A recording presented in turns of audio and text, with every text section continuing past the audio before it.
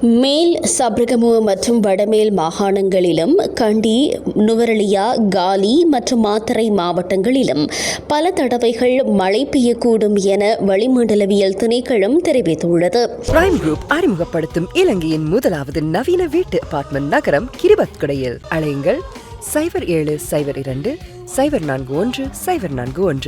வட மாகாணத்தில் சிறிதளவு மழை பெய்யக்கூடும் என அந்த திணைக்களம் குறிப்பிட்டுள்ளது.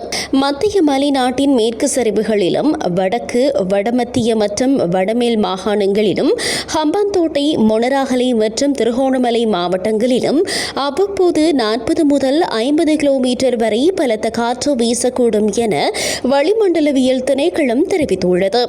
இதேவேளை இடியுடன் கூடிய மழை பெய்யும் வேளைகளில் அப்பிரதேசங்களில் தற்காலிகமாக பலத்த காற்றும் வீசக்கூடும்.